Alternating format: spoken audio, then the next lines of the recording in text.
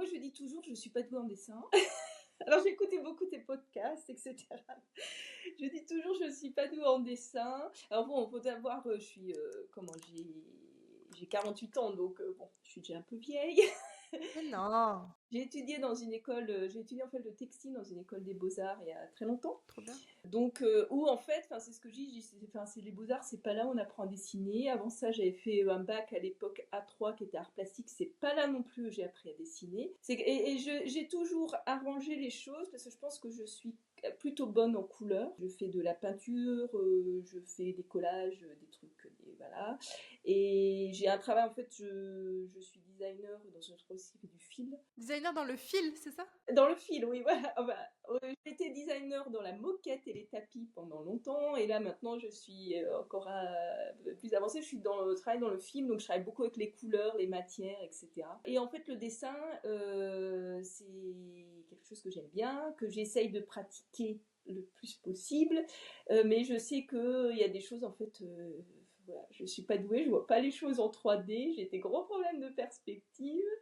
Et parfois, j'aimerais bien dire, je sors mon carnet, là, je fais un petit croquis, mais en fait, j'ose pas. Et donc voilà. Donc en fait, moi, le dessin aujourd'hui, c'est plus par passion.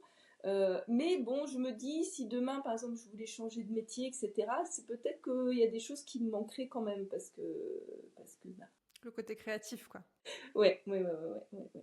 C'est top. J'ai ton jour 1, jour 30 sous les yeux, c'est cool, hein. Tu le vois la différence entre les deux ou pas? Oui, j'ai vu, ouais, je vois la différence entre les deux. Donc c'est sûr que bon, il y a toujours des problèmes, des petits problèmes en présentation des pieds, etc. Et le challenge, en fait, j'ai beaucoup aimé parce que j'ai bien aimé les prompts. Les idées à chaque fois, tu veux dire? Les idées, ouais, les idées. Donc je pense que c'est ce que je recherche plus parce que je suis pas de celle. Je me dis, je ne dessinerai jamais les gens qui font des représentations exactes, etc. C'est magnifique, je suis impressionnée, mais je pense que je ferai jamais ça. Tu feras jamais ça parce que tu penses que t'en es pas capable ou parce que t'en as pas envie? Je pense, en fait, je pense que j'en suis pas capable. Je pense que j'en suis pas capable et je sais pas si j'en ai envie parce que c'est quelque chose en fait qui requiert tellement de précision, de concentration, etc. En fait, ce que j'aime bien aussi en dessin, c'est euh, en fait faire les carnets dans le sens où quand mon carnet est croquis avec tous les dessins, quand je les reprends, c'est là, je suis contente. Parfois, quand je commence le dessin, je suis un peu, j'aimerais bien déjà avoir fini. T'es vraiment attaché au résultat en fait, enfin au fait d'avoir ton truc final en fait, le côté palpable du dessin en fait. Ouais, voilà, exactement. Et en fait, je pense que c'est une approche qui est quand même un petit peu fausse parce que, et les podcasts aussi de ce côté-là aussi ont beaucoup aidé. J'ai beaucoup aimé le podcast sur la concentration, de devoir se concentrer, etc. Parce que je me rends compte que dans la construction du dessin, parfois, en fait, on prend une route pour construire le dessin et petit à petit, en fait, on se dit, et évidemment, quand on prend la route, qu'on fait les premiers traits, quelqu'un qui regarderait notre dessin, il dit bah, qu'est-ce qu'elle fait, enfin, parce que en fait, et c'est petit à petit, ça se construit et là, ça devient quelque En chose. vérité, je m'en rends compte de plus en plus, mais les gens qui ne savent pas dessiner et qui te regardent dessiner, justement, il y a un côté un peu magique parce qu'ils comprennent pas ce que tu es en train de faire. Oui, exactement. Et de ce fait, oui, voilà. Et je pense que j'ai cette approche du spectateur. En fait, quelque part, où en fait, je me dis et je fais les premiers traits et en fait, j'aimerais bien déjà avoir le dessin fini sous les yeux. Mais bon, voilà, c'est quelque chose. Je sais que c'est pas possible. Oui, faut aussi apprécier le cheminement, quoi, le chemin. Donc c'est vrai que les conseils notamment du dessin dans le dessin d'observation, enfin la façon dont tes cours sont structurés, ça c'est pas mal parce que dès le début en fait on voit une espèce de progression. Ouais, c'est sûr que c'est le but, hein. De toute façon, mon idée, c'est vraiment de vous l'enseigner de vision, justement, vision par vision, pour que justement vous soyez plutôt à l'aise avec la première vision, puis ensuite, une fois que la première vision sur la vision des contours est à peu près ok, on passe à la vision d'après, etc., etc. Au moins, on sent un peu cette progression, même si parfois ça peut être un petit peu déroutant, parce que bah, souvent, la vision avec laquelle on est plus à l'aise, c'est la vision des contours, c'est la toute première, mais quand on passe du coup à peut-être celle sur la vision des volumes, par exemple, c'est vrai que c'est souvent un peu plus déroutant et un petit peu plus inconfortable, justement parce qu'on est moins habitué à l'utiliser. J'ai problème avec la perspective. Je comprends le concept mais j'ai du mal à l'appliquer et quand pense à vouloir appliquer la perspective, à me concentrer à vouloir appliquer la perspective, c'est là où j'étouffe. Ah bon? Parce que tu vois, regarde, moi, en fait, je m'étais dit, quand t'as commencé à en parler, je me suis dit, ouais, je suis totalement d'accord avec toi dans le sens où, en effet, le dessin de volume, en tout cas, c'est pas ta vision la prédominante. Mais par contre, quand tu dois faire des cubes, etc., tes cubes, ils sont méga bien proportionnés, quoi. D'accord. Du coup, j'ai l'impression que c'est juste ce que tu fais. Simplement, c'est juste que je pense pendant longtemps, tu l'as pas utilisé cette vision-là. Et du coup, tu sais, c'est comme l'exemple que je donne souvent, c'est quand tu as deux muscles, en fait, quand tu vas faire du sport, tu vas avoir le muscle le plus fort, le plus robuste, qui va prendre le dessus sur le muscle le plus faible. Ben, je pense que c'est exactement ce qui se passe chez toi, c'est que je pense que ta vision des contours, elle est tellement présente que du coup, la vision des volumes, elle a un petit peu plus de difficulté, tu vois, à dire « Hey, regarde plutôt comme ça », tu vois. Oui, oui. Ça veut pas dire que ça veut pas dire que t'arrives pas à faire la vision en volume, ça veut dire juste que je pense ce qui parle le plus fort, c'est la vision des contours en fait. D'accord. Tu arrives à éteindre un peu cette vision des contours, si tu arrives à juste, ok, on se concentre pas sur les contours, on se concentre pas sur les contours, je pense que automatiquement ça t'aiderait pour la vision des volumes en fait. D'accord, d'accord. D'ailleurs, c'est rigolo parce que tu choisis souvent le stylo. Oui. Et c'est parce que t'aimes bien, parce que Ouais, parce que j'aime bien et je m'étais acheté des nouveaux stylos, donc je me suis dit tiens, donc voilà. c'est vrai que je pense pas à vous dire ça, mais il y a certains médiums qui vont aussi vous influencer sur le type de vision que vous allez utiliser. Tu vois, si tu fais la vision des valeurs, par exemple, là, tu y viendras plus tard, mais la vision des valeurs avec un stylo, c'est faisable évidemment, c'est toujours un peu plus compliqué, tu vois. Un stylo de base, quand tu prends, ou un critérium, tu as envie d'utiliser ce critérium ou ce stylo, tu as envie d'utiliser la vision des contours pour pouvoir justement représenter le contour extérieur, les contours des zones, etc.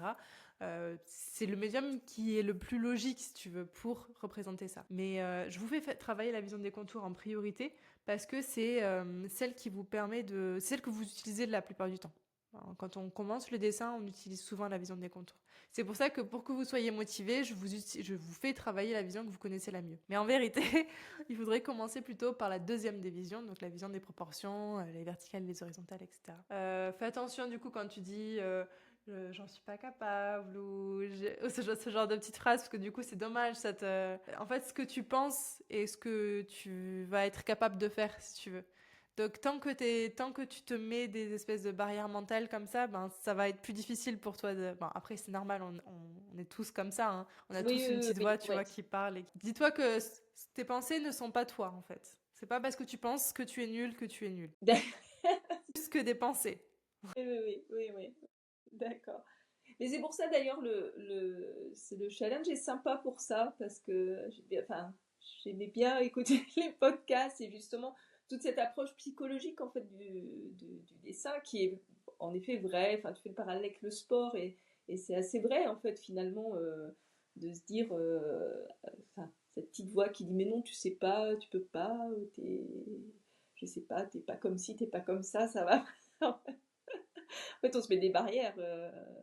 Mais totalement des barrières mentales et c'est dommage parce que si à la base tu as décidé de faire du dessin, c'est parce que t'aimais faire du dessin, t'aimais ça et tu prends du plaisir à le faire. Donc, tu vois, un enfant quand il joue, il se dit pas ah non bah je joue pas bien, faudrait que je joue mieux, tu vois. Non, il joue, c'est tout, tu vois. Il fait juste son truc, il profite juste du moment avec ses Lego, j'en sais rien, il fait son truc, tu vois. Il n'y a pas de jugement vis-à-vis de ce qu'il est en train de créer, de produire ou de dire ah non le petit Benoît à la cantine bah il joue vachement mieux que moi. Non, tu vois. On devrait avoir la même chose, mais nous en tant qu'adultes, bon bah voilà, on a été mis dans une société où il fallait produire, il fallait être bon, il fallait être meilleur qu'eux, on est toujours en train de se comparer, etc. Voilà, faut s'éloigner de ça, surtout qu'on est dans du dessin, donc c'est vraiment tout à l'opposé, quoi. Concernant la formation sur le dessin d'observation, du coup, comment ça se passe pour toi, déjà? Pareil, j'aime bien, en fait, le type d'exercice, etc. Enfin, tes explications, c'est vrai que c'est chouette. Alors, je t'avoue qu'il y a des exercices que je fais un petit peu plus vite que d'autres, tout ça. Après, c'est... Parce que tu sais, tu dis, oh, j'ai envie de faire celui-là, j'ai envie de faire celui-là. Bon, allez, je fais vite fait celui d'avant. Et puis, en fait, les choses de toute façon sont liés, donc bon, d'un autre côté, voilà. Et alors moi, le seul petit problème en fait qui se passe, c'est que j'ai parfois pas trop de temps. On peut aussi faire par exemple un miroir, les reflets, il y a plein de choses qu'on peut calculer. Moi, j'essaye pas trop de vous enseigner là-dedans parce que je trouve que déjà c'est pas rigolo, hein, déjà de 1. Et de 2, en fait, ça prend énormément de temps. Donc c'est mieux si vous arrivez à travailler plutôt votre œil, plutôt, de faire ça un peu, au final, on va dire, à l'intuition, entre gros guillemets, à l'intuition. Mais évidemment, tout en connaissant un minimum la technique, il peut pouvoir vérifier votre théorie, tu vois. Il faut dire, ok, bon, bah là, là, par exemple, si tu dessines un cube et tu vois le dessous du cube alors qu'il est t'es censé être au-dessus du cube, c'est pas logique, tu vois. Tu dois t'en rendre compte parce que tu connais la théorie derrière, tu vois. Tu vas pas t'amuser à calculer tous les points de fuite de chaque objet, tu vois, qui compose une scène. Donc c'est là que tu vas commencer à travailler ton œil. Et ça, il n'y a pas grand-chose à part vraiment la pratique, à force de faire et de faire et de faire, et de revérifier un peu, voir si c'est à peu près juste ta perce ou pas, et te faire corriger s'il faut, parce que parfois on fait des perspectives inversées, tu vois, donc au lieu de faire fuir une arête, attends, j'essaie de voir, au lieu de faire fuir cette arête-là vers le point de fuite, ben on va l'ouvrir, et donc c'est une arête inversée, enfin une perspective inversée. Et ça, souvent, quand on n'a pas l'œil, on s'en rend pas compte. Moi, la première, hein, moi, j'ai jamais eu un œil pour me rendre compte des perspectives inversées. Maintenant, je l'ai parce qu'à force de pratiquer, tu vois. Mais au début, j'étais incapable de les voir. Donc voilà, il faut savoir ce genre ce genre de choses. Mais une fois que c'est acquis, bah, t'as plus trop besoin d'y penser et plus ça va et moins, tu vois, il y a le mental qui est là et qui a été totalement concentré sur ton dessin parce que tu vois, au bout d'un moment, tu peux lâcher un petit peu ça et le faire un peu plus à l'instinct, entre gros guillemets, parce que tu connais bien la théorie, quoi. D'accord. Et entre dessiner, parce que alors moi, j'avoue que, je crois qu'à un moment donné, d'ailleurs, dans un podcast, tu l'abordes. Je sais plus si c'est parce que j'écoute aussi les podcasts qui sont sur la chaîne YouTube, etc. Et j'avoue que j'étais pas trop à dessiner un modèle d'après photo. Bah, bon, tu vois, moi, j'ai fait les beaux-arts et à l'époque, quand on faisait, fallait pas, tu vois, si tu dessinais d'après photo, tu recopiais un truc, c'était pas bien, enfin, c'était. Mais finalement, enfin, j'ai l'impression malgré tout quand même que la dessiner d'après photo, notamment sur des choses perspectives, etc., ça aide quand même. Bien sûr. De toute façon, t'es obligé pour moi. T'es obligé d'apprendre à dessiner d'après photo ou d'après réel. Parce qu'en fait, c'est quoi, au Beaux-Arts, ils te disaient de dessiner d'après réel. Plutôt d'après réel, voilà. On est d'accord, on est d'accord. Mais bon. Après, quand t'es au Beaux-Arts, ils te font travailler pour du côté professionnel aussi, tu vois. Tout le monde ne peut pas avoir accès à un modèle vivant. Je vais pas y arriver. Un modèle vivant pour dessiner, tu vois. Donc on fait ça d'après photo. Évidemment que c'est toujours mieux de le faire d'après réel, mais tu peux totalement apprendre le dessin d'après photo, oui. Oui, puis malgré tout, c'est quand même un exercice le jour où il n'y a pas de. Je dirais le modèle réel à disposition, la photo, bon, c'est malgré tout dessiné quand même. Oui, bien sûr, bien sûr. C'est juste qu'avec le modèle dans la vraie vie, c'est différent, c'est un peu plus difficile parce que tu as tes deux yeux en fait et que déjà de un, tu as tes deux yeux, donc ça veut dire que tu as l'image gauche et l'image droite qui sont superposées qui te permettent de voir justement les volumes. Donc c'est aussi pour ça que parfois on a tendance à enfermer un œil comme ça pour être sûr de voir les choses de manière plate. Donc il y a déjà ça de un. Et de 2, oui, parce qu'en fait, pardon, de un, parce que tu dois mettre un espace 3D qui est en face de toi et le mettre sur un espace plat 2D, sur un plan 2D. Donc c'est ça qui est un peu compliqué parfois. Et ensuite, le deuxième point qui est assez important, je trouve, c'est ton cadrage. T'as pas de cadrage quand t'es dans la vraie vie. Dans la vraie vie, tu peux tourner la tête et voir tout l'espace à 360 degrés si tu bouges la tête. Alors que sur une photo, ta photo, elle est cadrée. Et donc, c'est beaucoup plus facile de se baser sur les bords de ta feuille et te dire, OK, bon, bah là, la tête, elle rentre 2 fois dans les bords de ma feuille, etc. C'est pour ça que tu vois beaucoup d'artistes, tu vois, faire des choses comme ça ou prendre le crayon pour aller définir le haut et, tu vois, la largeur dans la hauteur, etc., etc. Mais pour moi, apprendre le dessin d'après photo, c'est tout aussi efficace, voire même plus, parce que ça te permet de dessiner plus souvent, parce que tu as plus souvent accès à n'importe quel sujet du monde entier, là où, si tu dois te cantonner à ton espace de chez toi, parce que souvent les gens ont un peu du mal à dessiner en extérieur, bah, ça va être compliqué, tu vois. Donc je pense que oui, les conseils du genre il ne faut pas dessiner d'après photo, oui, c'est des conseils dans l'idéal, évidemment, mais bon, on vit pas dans un monde idéal, malheureusement, donc on est obligé de dessiner d'après photo quand on n'a pas le choix. T'avais peut-être des questions, sinon? Est-ce que tu connais un bouquin qui s'appelle un truc du genre Dessiner avec mon cerveau droit ou un truc dans le On m'en parle de ce livre. Mais d'où tout le monde m'en parle de ce livre. Bon, apparemment, on a une approche qui est très très similaire. Hein, du coup, j'ai jamais lu le livre. Il faut peut-être du coup que je m'y mette parce que je crois que cette semaine, je pense que ou les 2 dernières semaines, je pense que t'es la 4e personne qui m'en parle, tu vois. Alors que ça fait très longtemps que j'en ai entendu parler, hein, mais là, en ce moment, particulièrement. Alors, moi, de ce que j'en comprends avec son histoire de cerveau droit, c'est exactement ce que moi je vous enseigne avec mon système de vision, en fait. C'est juste que c'est utilisé d'une manière différente. Mais pour moi, c'est la différence entre recopier ce que tu penses être. Quand je te dis de dessiner un œil, c'est le trait vers le haut, le trait vers le bas et un cercle à l'intérieur. Ça, c'est ce que tu utilises avec ton cerveau gauche, enfin avec la connaissance. Alors que le cerveau droit, ça va être l'observation. Comment tu observes réellement ce qui est en face de toi. Peut-être que cet œil, c'est pas totalement un rond c'est plus un rond un peu décalé, etc. Voilà. Donc c'est la différence entre ce que tu penses dessiner et ce qui est réellement en face de toi. Sauf que c'est dit différemment et c'est un peu enrobé dans un paquet cadeau qui a l'air un peu plus attrayant peut-être que celui que moi j'utilise. Mais en tout cas, ouais, faudrait que je le lise ce livre et que je vous fasse un retour là-dessus parce que j'ai l'impression que c'est vraiment... on dit la même chose alors que voilà, je ne l'ai pas étudié. Je pense qu'on n'a pas le même profil, donc c'est assez rigolo, bref. Non, non, c'est marrant, mais parce que oui, t'as raison, en fait, c'est un parallèle, c'est tout à fait j'irai dans tes podcasts, etc., c'est tout à fait, en fait, l'approche enfin, ce que tu expliques aussi. Et du coup, je me suis dit, tiens, faudra que, alors peut-être, je sais pas, ouais, peut-être je vais aussi y regarder.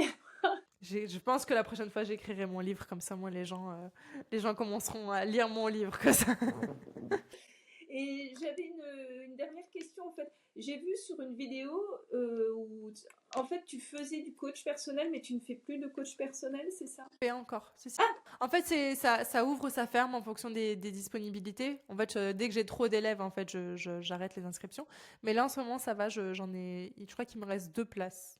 2 places, ouais. Et ça se passe comment alors le coaching personnel? Alors en fait, je m'adapte du coup à tes objectifs, pareil comme d'habitude, mais c'est juste comme on a un truc en ce moment là, comme on parle en ce moment, sauf que du coup bah toi tu dessines soit en même temps, soit moi je te montre quelque chose. Enfin vraiment, je vais m'adapter en fonction de ce que tu veux faire. Donc par exemple, si tu as une question sur, j'en sais rien moi, j'aimerais une correction sur ce dessin-là parce que j'arrive pas à comprendre pourquoi ça fonctionne pas. Bah, je te prends ton dessin, je te le corrige en face de toi. Donc je le fais sur Photoshop parce que c'est plus simple pour te montrer que si je filmais avec, tu vois.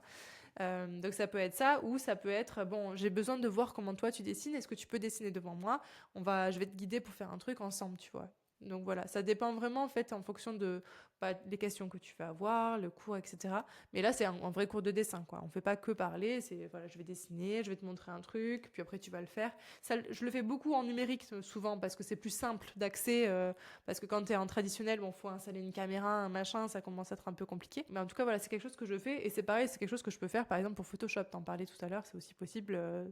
En fait, ça peut être sur n'importe quel sujet, voire même l'aspect psychologique. J'ai aussi des élèves où ça va être plus du coaching qui se rapproche plus du coaching psy, en fait. Même si moi, j'ai aucun, par contre, il faut que je le dise, hein, j'ai aucun diplôme là-dedans. Mais voilà, moi, c'est quelque chose qui m'intéresse. Et parfois, il y a certains élèves qui ont besoin d'être débloqués sur ce point-là. Et le fait de débloquer ce point-là va débloquer leur dessin aussi. Donc voilà, c'est en fonction de l'élève. Et donc, tu choisis ton créneau. En fait, je te donne un lien où tu as... Bah, c'est ce que tu as fait d'ailleurs. Quand tu as pris rendez-vous avec moi, tu es passé par un calendrier, tu as choisi ton cours. Bah, là, c'est pareil. Et du coup, c'est soit à l'heure, soit il y a un pack de 10 heures. Si tu préfères, voilà, si tu sais que tu veux le faire sur le long terme, et du coup, ça te revient un peu moins cher de prendre un pack de 10 heures. D'accord. Et ça peut être sur une comment entre guillemets une orientation professionnelle? Oui, oui, tout à fait. Tout à fait. Alors, moi, par contre, ce que je dis toujours, c'est que je ne peux rien promettre en termes de professionnalisation parce que je ne dépends pas du marché, du contexte politico, voilà. Mais par contre, en tout cas, voilà, mettre toutes tes chances de ton côté pour que tu aies quelque chose qui te permette oui, ça, tout à fait. C'est quelque chose que je fais. Oui, ou éventuellement, en fait, enfin, adapter par rapport à un projet ou dire, en effet, c'est une direction qui est intéressante, ou attention, il faudrait peut-être développer plus ça si tu veux aller vers ça, etc. D'accord. Que ça, c'est quelque chose que je montre pas spécialement sur ma chaîne YouTube, mais moi, j'ai un profil aussi très entrepreneurial parce que j'ai dû développer mes 2 activités, j'ai 2 sociétés, donc c'est quelque chose que je dois garder en tête. En dehors du côté très créatif et tout, t'as aussi l'aspect un peu pragmatique des choses où il faut quand même, voilà, y penser aussi. Donc ça, je l'ai beaucoup fait, l'accompagnement créatif slash pro, enfin tu vois, slash, on va parler du dessin, mais en même temps on va parler aussi des finances et de comment est-ce que tu peux trouver ton client, parce que c'est quand même important, parce que sinon c'est juste du hobby, quoi. Donc ça c'est toujours possible. Donc dans ce cas, ça se passerait comment donc pour le coach Je te passe l'adresse. Donc tu as deux possibilités pour le mentorat. Tu as l'accompagnement, donc comme ce qu'on est en train de faire en live là, et donc tu as un pack de 10 heures à utiliser comme tu veux dans l'année, où tu peux prendre rendez-vous avec moi. Tu as ton petit calendrier là, comme ce que tu as fait quand tu as pris rendez-vous avec moi. Et puis, on fait ça. Et alors, du coup, moi, je te propose toujours de te faire une espèce de fiche. C'est une fiche de suivi justement avec qui tu es, ce que tu veux faire, ce que tu veux atteindre, etc. Et en fait, on essaye de faire ça régulièrement. Moi, j'aime bien prendre le rendez-vous pour la semaine enfin, pas pour la semaine d'après, mais pour la prochaine fois. Comme ça, moi, il y a un engagement. Ça t'aide aussi pour toi, tu vois, de te dire, bon, je sais que je la vois dans 3 semaines, il faut que je produise pendant 3 semaines. C'est OK si t'as pas eu le temps de produire les choses, hein. C'est juste histoire que, voilà, il y a tu vois, un truc vers l'avant, parce que sinon, on a tendance à se laisser aller. Et donc, moi, si je te donne des exercices, parce que souvent, je te donne des exercices à la fin du cours, ça peut être, donc si on se voit que dans 3 semaines, je vais te donner pour dans 3 semaines. Si on se voit la semaine prochaine, je vais te donner un peu moins d'exercices, je m'adapte. Tu as des exercices, un peu comme dans la formation sur les centres d'observation, tu as des exercices, on va dire, obligatoires, même si évidemment la vie fait que, il n'y a aucun problème. Mais il y a aussi des exercices facultatifs. Donc si tu te retrouves à avoir tout fini, tu peux toujours continuer à faire ces exercices facultatifs. Et puis, au cours d'après, du coup, on les regarde, on les corrige, on voit ce qu'il y a à dire, on voit il y a peut-être rien à dire, et puis c'est OK aussi. Et je te redonne des exercices pour la prochaine fois, etc. Donc voilà, je m'adapte vraiment en fonction. Et donc, l'idée, c'est que quand on fait un premier cours ensemble, le tout premier, donc c'est un peu le vrai bilan de compétences, en fait, on essaye vraiment, là, on parle vraiment de ton projet, on essaie de voir vraiment qu'est-ce que tu veux atteindre, et ensuite, quelles seront les étapes pour aller justement atteindre ce truc-là. Et définir un petit peu qu'est-ce qui est possible, en combien de temps, etc. On essaye de clarifier, si tu veux, le projet, quoi. Ouais, d'accord, ok. Ok. Ah bah ouais, ça me semble pas mal. Donc quand je suis prête, Avec plaisir, il n'y a aucun problème. ouais, parce que c'est vrai que ça peut être sympa et le fait d'avoir aussi un rendez-vous comme ça régulier, c'est l'action qui prévaut et on dit ah ben je fais oui la semaine prochaine c'est bon je fais ça ça ça tu vois t'as la to-do list et puis t'arrives en fait à la semaine tu vois la to-do list bof. Et en ce moment, justement, je m'intéresse vachement à ce sujet-là, mais en tout cas, j'ai découvert que, si tu veux, le cerveau, lui, il n'arrive pas à comprendre il n'arrive pas à comprendre justement la volonté de faire quelque chose, de se dire ah j'ai envie de faire ce truc-là, tu vois. Le cerveau, il n'arrive pas à comprendre ça. Le cerveau, il comprend l'action. Ah ben tiens, elle a fait cette action-là, ça veut dire qu'elle aime ce truc-là, tu vois. Et en fait, c'est ça qui est fou, c'est que en fait maintenant avec les réseaux sociaux, Internet et tout ça, on regarde des images, on dit ah voilà j'aimerais trop faire ça et ça a l'air chouette et ça. Sauf qu'en fait au final on fait rien et notre cerveau en fait il comprend que ah ben c'est pas si important finalement si elle fait pas d'action, elle prend pas d'action tu vois. Et donc du coup petit à petit il te donne plus le feu de l'excitation de faire les choses en fait. Donc voilà, bref, tout ça pour dire que je trouve ça fascinant. Mais en tout cas, voilà, les actions, elles ont une importance assez importante pour ton importance importante pour le cerveau, ouais. Tout à fait. Donc bref, je te laisserai regarder en tout cas si voilà, si c'est quelque chose qui t'intéresse. Si jamais tu vois que quand tu cliques sur réserver mon cours privé, ça t'emmène vers un message d'erreur ou un message bizarre, c'est qu'il n'y a plus de place en ce moment. Parce que je l'ai pas encore totalement automatisé le truc. Je crois qu'il y a marqué le nombre de places restantes. Ou après éventuellement je te renvoie un petit mail en disant voilà j'aimerais bien faire le coaching, dis-moi quand c'est dispo, à partir de quand ça peut être dispo. Oui, oui, oui. Après, oui, oui. De toute façon, j'essaierai de renvoyer des mails quand il y a la plupart du temps, quand il y a des places qui se libèrent, je le dis. Mais bon, souvent, ça part assez vite. Donc là, en ce moment, ça va parce que c'est l'été, tu vois. Donc les gens sont plutôt chill. Mais oui, ouais, c'est souvent en septembre qu'ils se réveillent et se disent ah. À la limite moi peut-être que je commencerai l'été parce que justement c'est là où c'est plus cool. Ouais, pour toi, ouais. Bon, bah voilà. Si tu n'as point de questions, je vais te laisser.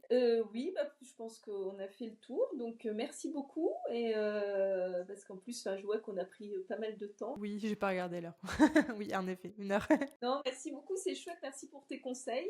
Et puis, je vais continuer mes cubes, mes sphères, mes patates. De toute façon, je te retrouve en correction, donc. Oui, voilà, exactement. Bah avec plaisir en tout cas. Merci beaucoup. Avec plaisir, passe une bonne après. Bon après-midi, bon week-end alors. À la prochaine. Merci. À bientôt. Au revoir. Bonne journée.